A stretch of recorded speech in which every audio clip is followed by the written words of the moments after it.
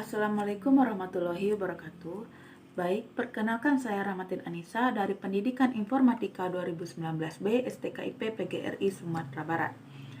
Di sini saya akan menjelaskan materi tentang ranah sikap.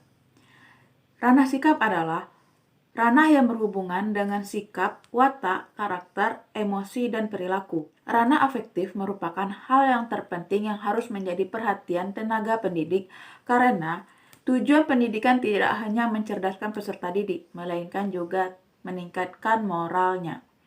Yang B, tingkatan penilaian ranah sikap. Yang pertama, menerima atau memperhatikan, receiving atau attending. Aspek ini merupakan aspek yang menekankan adanya rangsangan atau stimulus dari luar berupa masalah, situasi, atau gejala lainnya. Yang kedua, menanggapi atau responding.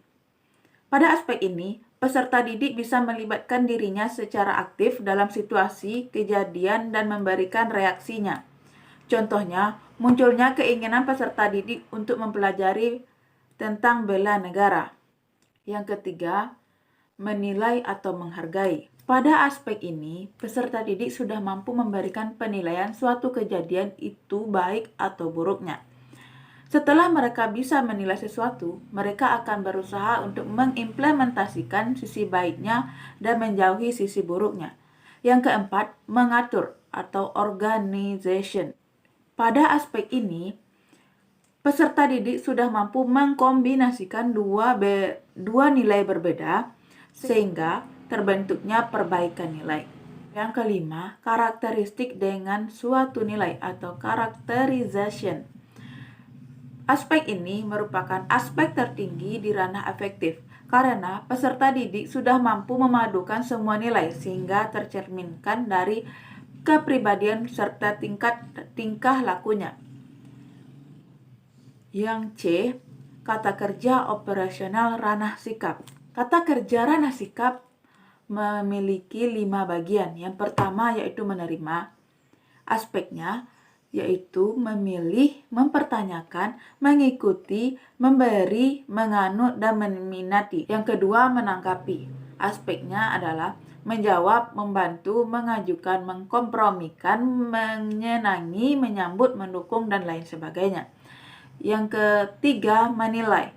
Aspeknya yaitu mengasumsikan, meyakini, melengkapi, memperjelas, memprakarsai, mengimani,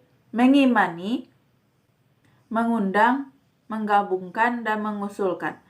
Yang keempat, mengelola. Aspeknya yaitu menganut, mengubah, menata, mengklasifikasikan, mengkombinasikan, mempertahankan, membangun, membentuk pendapat, memadukan, mengelola, menegosiasi, dan merembukkan. Yang terakhir yaitu menghayati. Aspeknya mengubah perilaku, berakhlak mulia, mempengaruhi, mendengarkan, mengklasifikasikan, melayani, menunjukkan, membuktikan, serta memecahkan.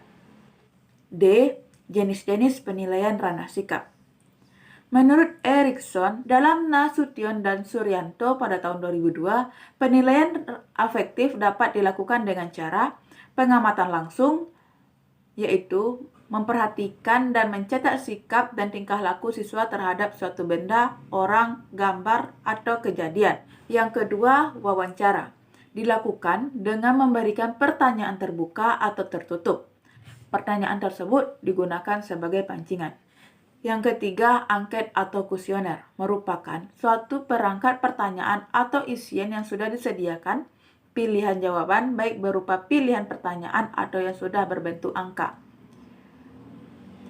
Yang keempat, teknik proyektil merupakan tugas atau pekerjaan suatu objek yang belum dikenal oleh siswa.